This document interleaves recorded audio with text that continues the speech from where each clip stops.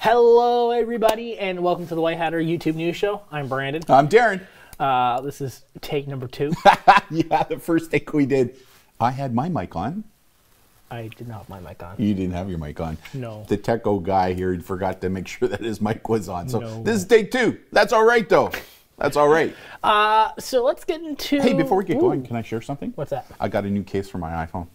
You know, I've been looking for a case. My old one was kind of garbage. Yeah. I've had it for a long time. So I wanted to find a case that offered protection. But the other cool thing about this, check this out. It has a place where you can store up to 5 different cards in the back. Kind of reminds me of the old flip phones, right? But it's kind of cool. It's really slender. It's all in one. So it's kind of like my wallet and that kind of stuff. Pretty cool. Pretty cool. You know, boomer. Kind of keeps me amused. You hooked me on the Amazon, right? Going online and looking at stuff and looking at things. So I did my research, and this was the one I came up with. Pretty cool. It was pretty cheap too. It was only like 12 bucks, and it's a pretty good protector. It really is. So, anyways, Okay. there you go. Maybe we can get them to sponsor us or something. Today's show is brought to you by... Yeah, exactly. Could you imagine? That'd be Yeah, this show was brought to you by the Boomer Dad. Let's get into some news topics, shall we? Let's do it.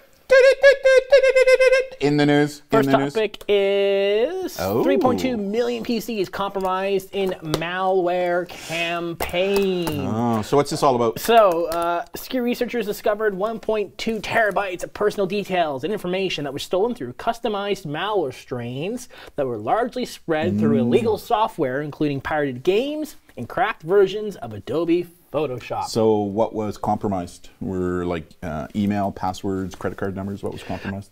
To be determined on the total amount. It's still being looked at. Right. But overall, I think the story here is don't download illegal programs. Yeah, that's the moral of the story. I mean, every one of these headlines that you read out, I always ask you, so what's the moral of the story here? I mean, the moral of the story is don't be downloading stuff off of BitTorrents that are pirated, right? Yeah, like, pretty much. Duh, we've been saying that for years, right? Like, because a lot of that stuff that is pirated can very likely have some form of malware in there, right? So only get it from reputable stores and places online. Yeah.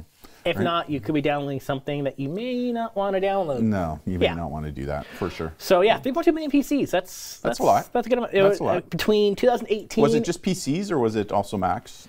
PCs, I believe. Just PCs? Between 2018 and 2020, infecting 3.2 million PCs. Yep. Very interesting. Yeah. Next topic is... This one really kind of torqued me a little bit, I'll be very honest with you. Our Canadian RCMP, use of facial recognition technology violating privacy laws according to privacy investigations. Yeah, now, dun, dun, dun. dun, dun, dun. For those of you who are US watching us, the RCMP are like our FBI. They're the federal police force, but although they're the federal police force, they also do provincial policing in places like Alberta and some of the other provinces, except for Quebec and Ontario, who have their own provincial police departments. And they also do municipal policing. So a lot of municipal police departments, say in British Columbia, have RCMP. And they also do all the federal enforcement. So anything to do with federal law, they do that as well. Right. So that's who they are. So this one really torqued me, to be quite honest, because we spoke about Clearview in past episodes, right? So what's Clearview? Multiple times you talked about it. So share with our audience what Clearview is. Clearview is a facial recognition company technology, and their spin on things is that they're basically scanning the internet, the public internet, for every public photo of people's faces, and they're using that to teach their artificial intelligence system on how to identify faces, or take a picture of someone's face. They'll tell you who they are, what they're all about. You know, this is, just on a side note before we did drill down on this, this is what I think is going to make it really hard for people who want to get into undercover operations, be it for law enforcement, military, or whatever, because, I mean, everybody's capturing everybody's facial recognition now, so all of a sudden you're working undercover. What's to stop organized crime or even other countries where maybe you're trying to put in spies from recognizing who you are using facial recognition? But on this one here, this one really torqued me because when the Clearview broke, when that news broke, the RCMP were asked publicly, "Are you using this technology?" Right? And they said no. Right? And so the RCMP needed to know that, or had to have known that they were going to be asked that question, right? Like there's no logical explanation why they wouldn't know that question was coming. Well, I mean, we talked about a report, almost a couple of weeks ago or something, or it was last month or so. We talked about how there was an investigation on, you know, how many heads of police departments actually know all the tools being used in their department. Yeah, but you would think that their communications section, because the RCMP's got a pretty big one, right, would know that that was coming. So proper pre-planning prevents poor performance, right? The P's of personal safety and stuff. So, but lo and behold, there was a data breach with Clearview, and guess who were one of the clients who were identified? RCMP. The RCMP. So now the RCMP is eating crow on this, right? Now, you know, the question now, however, is, you know, when I was in policing many years ago, not that many, but when I was in policing, one of the first things that they taught us on communication courses was, listen, if you make a mistake, own up to it, right? Because eventually they're going to catch you in it, and it's going to be far worse, right? So now, one of the issues here is if they were using it and using it for the appropriate reasons, well, then say so, right? And this is where the ethical questions around Clearview comes into play. Like, and again, the Privacy Commissioner's report could not clarify what they were using it for, right? Like, it didn't say what the RCMP were using it for. So, well, I believe the RCMP said in their statement, which, I mean, they lied in the first one, so, I mean, but they said in their current statement that it was used for extreme situations. What are their definitions of extreme circumstances? Now, again, don't get me wrong. I think if it's an exigent circumstance and you're trying to identify somebody potentially to save a life as a result of that, good use of the technology, right? Like, good example, hostage situation where the person has got their victim hidden in some location and you're trying to identify where they are, hopefully to save them so that they don't die, and you're using Clearview artificial intelligence to potentially identify a suspect. I get it, right? But if it's over just basic vandalism or something like that, should they be using that technology? I don't know. I mean, the question is, I mean, just look at what's going on in Washington State, right, as a result of the insurrection that happened in the United States in the last elections.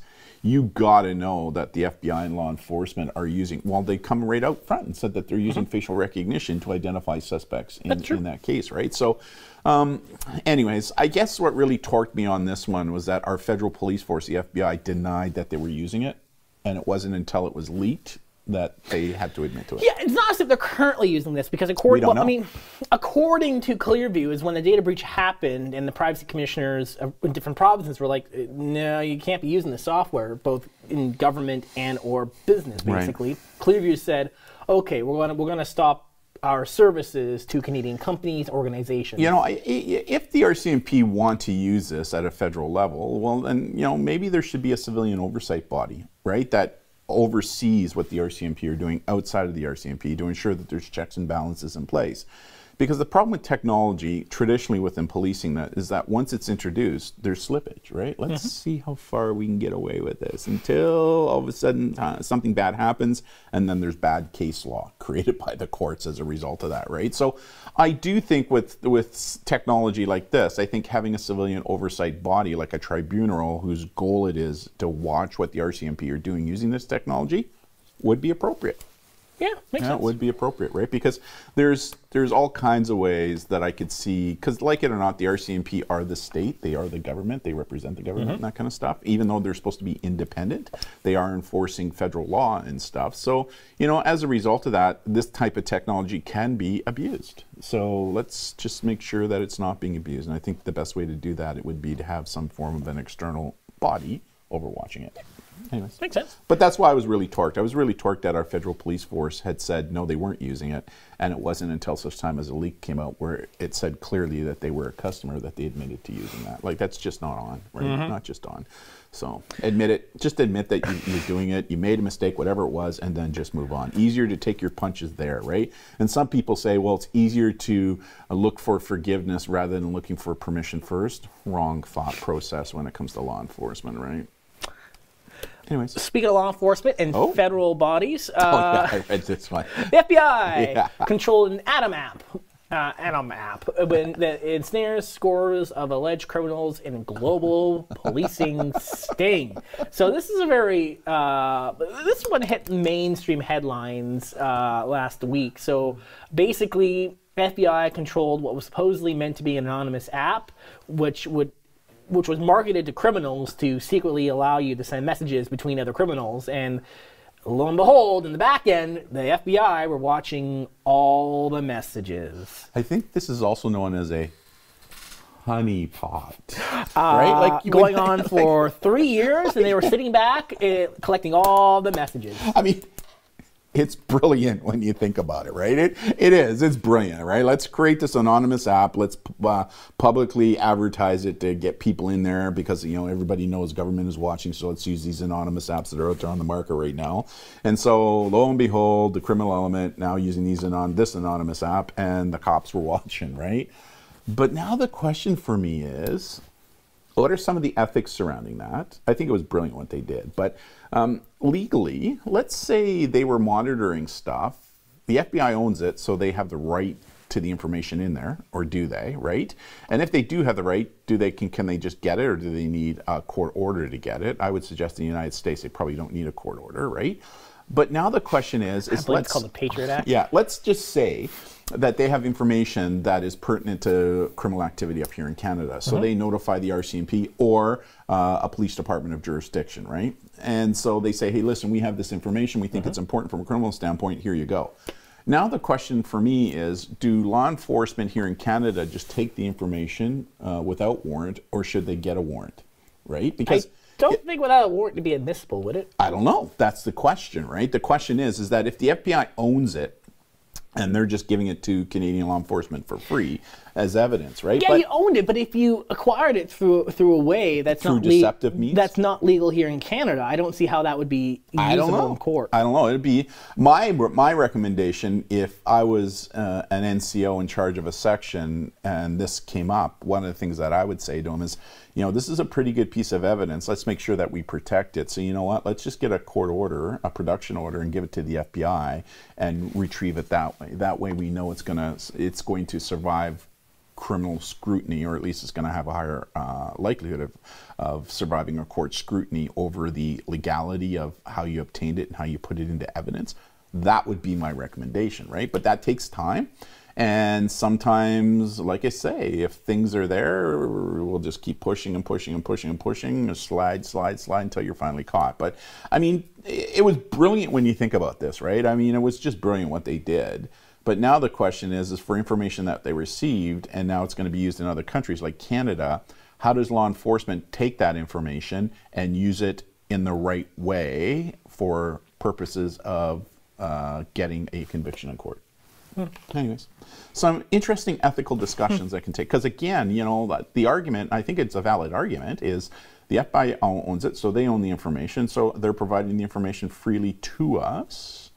So do you need a warrant, right? So it's interesting because the courts here in Canada have said, like, let's say I'm a school principal and a student comes forward to me because there's evidence on a phone that is potentially connected to a criminal offense. Okay. That principal can't just give it to me. In order for me to gather that evidence for court purposes, the courts have said I require a warrant to do that, so a right? person tips you off going, hey, there's something criminal in here. You should probably take a look at it. Okay, I'm going to get a warrant to... Okay, yeah. So I'm just wondering if... I mean, it's different, but it's the same kind of an idea, right? Yeah. So my recommendation would be don't mess around, just get the production order. I mean, how hard is that? And guess what? The FBI will give it to you, right? They'll give it to you. So I'm assuming. Get the production order, right? Yeah. Anyways. All right. Interesting. Brilliant, though. Brilliant. Good on you guys. 3 years, I mean, maybe not use a random app someone says is safe. Exactly. Right. There's others out there. We won't mention them. but I mean, watch our previous shows. We probably mentioned them in the previous shows. In fact, I use one of them, right? So. Next story.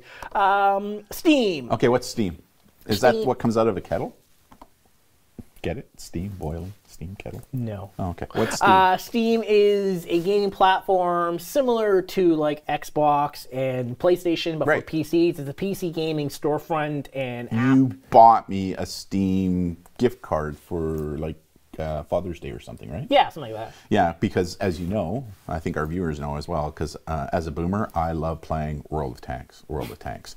So Brandon decided to get me a Steam card, and now I've downloaded World of Warships as well. Yeah. Pretty cool. So Steam is is a social media basically site, or is it for... Not super, it has some social networking components, but it's mostly designed for gaming, to manage the games, store your games, and also, how to, play games with your friends. Gotcha. So what happened with Steam? So, this story I had to read a couple times to really, truly understand it. So, there was a reported flaw. Okay, did you just say you had to read it a couple times so you can understand? I know. But you're the big academic brain of this organization. So apparently there was a flaw in, not necessarily a flaw per se, but it was determined that there was plain text code for malware inside photos that was shared within user profiles within Steam.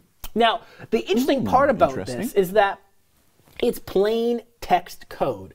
It's just the raw code, but it doesn't run, doesn't activate. You can't make it do anything unless you take the code, put it into a program that runs the code, and then does the bad things. So could the program be embedded in the game as well? In theory, it could be, but I mean, it's more like if someone sends you an email, you click on a link that runs a program, and then it's like a sleeper. It's like a two-step. In order for it to truly be an effective piece of virus or a hack, it's like a two-step process. Because wasn't there, we talked about this a couple of years ago, like there were sites a number of years ago where just landing on a social media site could download malware into your system, right? Yeah, no, it was a drive-by download, and those did exist. But nowadays, web browsers don't let that happen. Your browsers prevent drive-by downloads. So it's not as if could it happen? Yeah, sure, Do all browsers do that? All the major ones, yeah, as far as I'm aware. All right.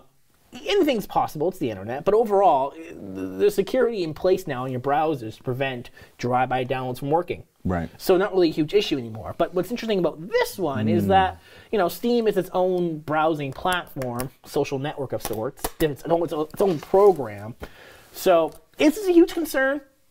No. Just don't download photos from other people's accounts. Or maybe profile pictures on Steam? Well, because what was happening is that these people were putting this code was found on shareable memes, which have a higher probability. Interesting vector to use. People are downloading, sharing. Oh, I relate to this. I'm going to share this. They download it from someone's profile and onto their computer, and inside the picture is code. It's in the metadata. But again, it's not as if the code can do anything unless you take the picture, run it into a program that's designed to run them. It's a weird case, and I have no idea what to make of it. Huge concern? No. But at the same time, why is it there? Interesting. I wonder if it was a proof of concept, right? Just to test it to see, would it be viable for the purposes of then weaponizing it? Yeah, but even if you get it into malware code in a picture on someone's computer, how do you run the code? Yeah. You need another tool. I mean, maybe it's a way of trying to go under the radar of antivirus, where you take your virus, split into two, so it's less likely to be detected. Interesting. Yeah, I'm just thinking, not being the techie geek I am, but being a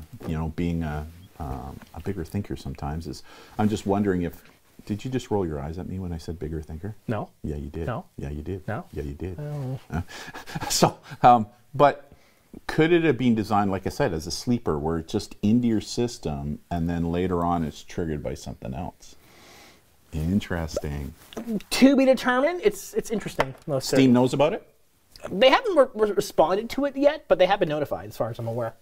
Interesting. So, I mean, likely what they will do, like all major social networks, upload a picture, all the metadata is deleted before it goes live. Right. I'm assuming that's what most platforms do, and I'm assuming that's what they will do. I'm sure that this one drove you nuts, because usually you like to figure out what the end game is for a lot of these things, and you don't know what the end game is on this one, right? Interesting. Without, this one's interesting. Last story, which is actually 3 stories, but it's all related to the same thing. 3 larger data breaches happening last week involving Audi, Volkswagen, the baby clothing brand Carter's, and McDonald's. McDonald's? So, it's only in Korea and Taiwan. Well, right? Yeah. So let's go from the first one. Let's talk about McDonald's. So McDonald's data breach. Yes, the systems were breached. No data, no personal information was collected in the U.S. However, in South Korea and Taiwan, data was collected, including potentially customer information, such as was emails and phone numbers and addresses. Nothing out of the ordinary for a data breach. Identity theft type of maybe. It's the beginning parts. Yeah.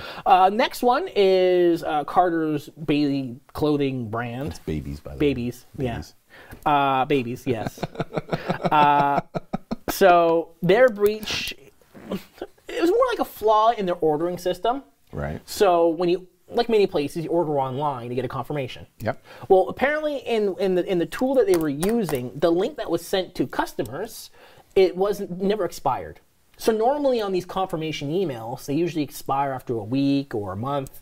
Their emails were never expired. And how it generated the URL, the website address, you could easily reverse. You could easily, Gotcha. it wasn't anything, it was no randomization. Gotcha. So basically, by knowing that information, you can pull up anyone's online order, which would include names, addresses, emails, how much they paid, shipping IDs, and those type of things. Yeah. More information than McDonald's. Again, nothing uncommon for data breaches, but again, This next one, though, is interesting. This next one is a good one. So the last one, which is Audi and Volkswagen, 3.3 million customers impacted by this. 3.3 million. Right? So what happened here was they reported it to the Attorney General of California, as their law states down in that area, between August 2019 and May 2021. And what was breached? Including things like Here it comes. customer first name, last names, Okay. personal business mailing address, email address, phone number, right. potentially social insurance numbers,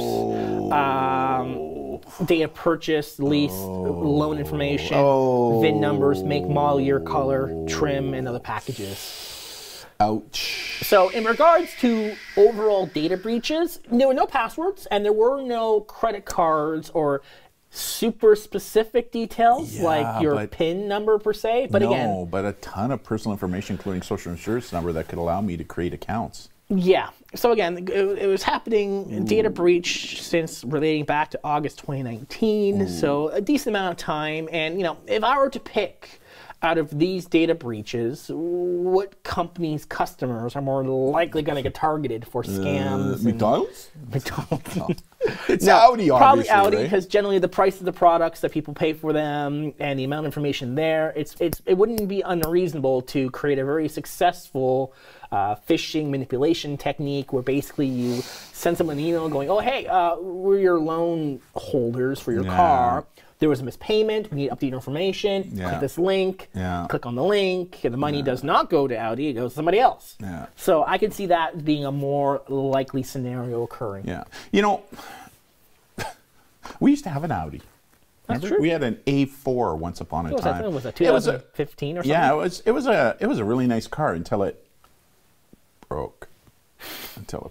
Right? But it was a really nice car, a really nice driving car. One day maybe I'll buy another Audi and that kind of stuff. But it was a nice car. But this one is a big one, you know, with all that data that was taken, because obviously people who buy those types of luxury vehicles, not always, but in most cases, come from a higher socioeconomic kind of background. So that's why you're saying that if it's a person who's looking for identity theft and that kind of stuff, then targeting somebody who maybe just bought the new A12 compared to somebody who just bought a Big Mac in Korea might be the better target to go with. Right? I mean, it makes total sense. But at least they announced it. You know, here in the province of British Columbia, every province is a little different. Did you know that if a business has a breach, unless they're a federal business, they're under no obligation to disclose the breach? Yeah, I mean, the privacy commissioner here in the province is looking to change that. There's a couple of other provinces where if you're a provincial business, you still have to report it. Any federal business in our country has to report any kind of data leak. But I mean, this is something that should happen. I mean, once a month, I check PwnMe once a month, as well as some other techniques that we have, just to see if any of our personal information has been leaked, right, or hacked. Right, so. Yeah, I mean, that's why there's identity theft services out there that do that automated for customers, for average consumers. For a fee. Yeah, but I mean, it's really not hard if you're an to average do. consumer, you may not necessarily have the skills, tools, and knowledge as we do in a white hatter setting to use what we use to do what those do automatically. That's true. That's true. So, I mean, yeah, overall. Hey, I understand you bought a new piece of equipment for the set. Yes. You bought this thing, it turns. Oh, I thought you meant new camera coming in. No, we got that too. To be determined on that one. That could say. Yeah, but you, gonna go right there. Didn't you buy a new thing that you can? Where is it? This thing right here. Yeah. What's it do? This thing is a It's like an automated turntable. Oh, so if we were doing a product review, which we're doing more, you can put like a product on there and it kind of spins, and you can use like the camera angles. Yeah. And the other thing you got too that we just we're still playing around with it. You bought a laser. We haven't totally announced what we use for our automated camera system, but yes, we do have a laser focusing module. Doesn't our back camera kind of show it a little bit? Like, look at that thing right there. Yeah. It's dark, but yes. Look, it's moving. It's a jib, right? Yeah. And that's what's giving us this shot right now, right? And it moves. It gives movement and depth and that kind of stuff. Yeah. There's some pretty cool stuff. Yeah. Cool equipment we got coming in, right? So, and then another camera, which should be going over there, I think. Yeah. We don't use the top-down camera that much, do we? I use it during presentations to demonstrate kind of cool. objects, but that's not really a whole lot. But I mean, show that camera again. It's kind of like the. It looks like a command center at NORAD, for crying out loud, right? Like holy crow, right? Yes. Very cool. Very cool. Yeah. Good show. Sounds good. I think our mics both were on the show, so we don't need to do a. Yeah, mine's working now. Yeah, third shot. So, well, great show. So, got other things I got to get going and doing. So, on behalf of myself, I'm Darren. And Brandon, thank you all so much, and we'll see you next time. See you, everybody. Bye. Bye now.